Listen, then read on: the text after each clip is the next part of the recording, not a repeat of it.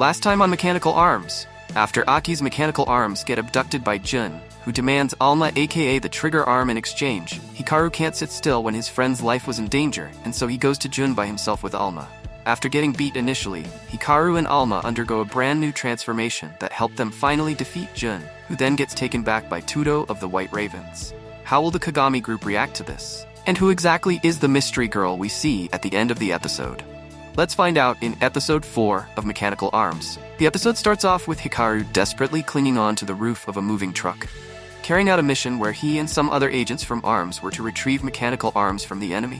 Inside the truck is a big burly bald man trying on a slaved mecha arm. Although they had been given the order not to make a move till the interchange, Alma can't keep watching and turns the truck over on the bridge. Hikaru scurries away at full throttle from the enemy while Alma holds on to the rescued mecha arm.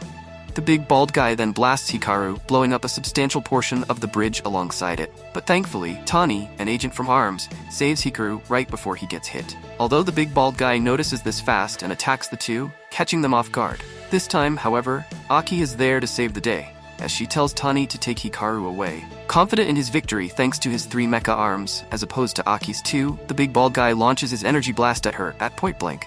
However, he's completely out of stamina at this point and collapses without landing a finger on Aki, who didn't even flinch at his aggression. As Aki reports to HQ about the situation, a hooded person wraps her mecha arm around the big bald guy's neck, and he's up on his feet the very next second. Overflowing with power he didn't have before, he goes berserk on Aki, who starts to get overwhelmed by it a little.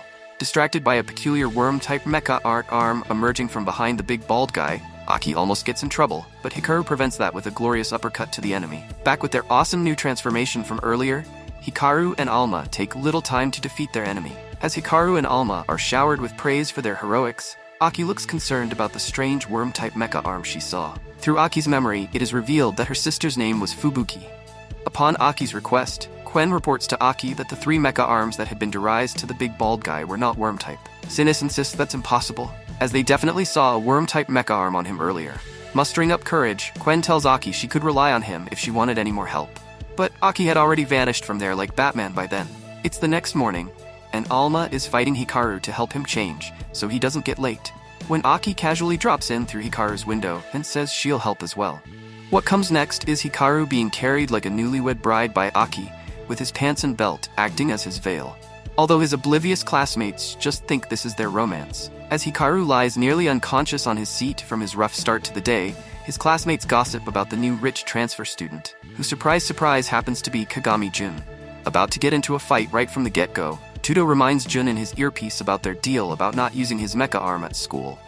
And Jun listens, quite surprisingly. Hikaru tells Aki to calm down as well since Jun clearly wasn't willing to fight either. Jun reveals the reason behind his sudden transfer.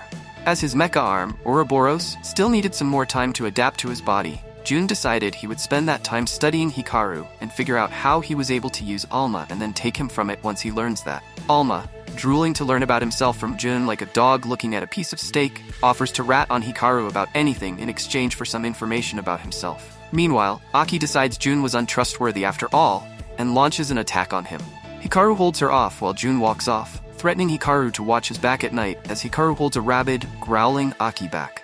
Struggling to break free from Aki, who keeps tailing Hikaru like a moth to a light, Hikaru finally manages to lose her as he arrives in the courtyard during lunch. There, as Hikaru laments about not getting to eat anything during his escape from Aki, Jun, casually sitting in a tree at school, like any normal person would, offers to treat Hikaru to anything because he suspected Hikaru's diet to be a point of difference that helped him be able to use Alma. Aki comes in and, in her own version of try picking on someone your own size, tells Jun to treat her instead to some yakiniku buffet, justifying why he should do that by saying she'll eat a lot. Trying to find a way he could talk to Jun, Hikaru remembers it was the all-school sports tournament, where every student would have to take part in something. Searching for Jun on the soccer field, Hikaru gets dazed by a soccer ball to the head by Jun, who is trying to see his reflexes. He then gets his lights knocked out again, but this time because of Aki, who hits him instead of Jun.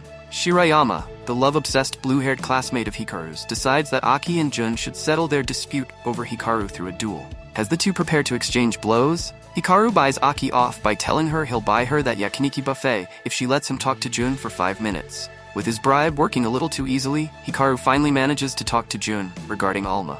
Jun discloses that Alma had long been part of his family, showing them a picture of Yakumo Kagami, his ancestor, and the man who made their city what it is today, who was also the founder of the Kagami Group, with Alma. Aki gets a call from Quen regarding new information on the worm-type mecha arm.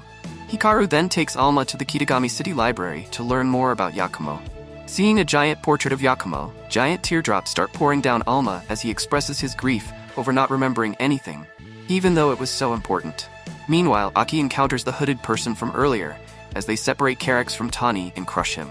Infuriated, Aki and her mecha arms charge the assailant, but they evade with ease. The enemy then launches a piece of their mecha arm on Tani and takes over his body, turning him into the same frenzied zombie as the big bald guy from earlier. Tani attacks Aki, and as the mysterious worm-type mecha arm user begins to escape, Aki has no choice but to knock out her friend. Hikaru arrives on the scene, finding Tani and Carex unconscious, although Aki and the attacker were nowhere to be seen. Thanks to Hikaru getting him to HQ quickly, Tani's life is saved, but the same can't be said for Carex, as mecha arms were also mortal beings like humans, who die like they die. Mecha arms were alien life forms who came to Earth from a distant dimension in search of Ordella, the thing that gave them life, the father of mecha arms. During their search here, they found humans who could produce arbitrium within themselves naturally, and finally found Ordella with their help. Although in the experiment to awaken it, an accident occurred in which the Ordella went out of control, and Alma had to use all of his powers in order to seal it, losing his memories and going into a deep slumber as a result. Because Alma's memories contained the answer to sealing or activating the Ordella, he was thus called the Trigger Arm and was so important to anyone who wished to seal or activate it. Hikaru and Alma stand frozen on the spot after learning this as Carex's heart rate monitor goes to 0. Aki has the worm-type user cornered and is about to finally learn their real identity when she recognizes the doll in her hands, and then a glance at her eyes throws Aki into complete disbelief. The worm-type mecha arm user who killed her family was her little sister, Fubuki. Stay connected, like and subscribe for more fun recaps on One and Only Endless Recaps.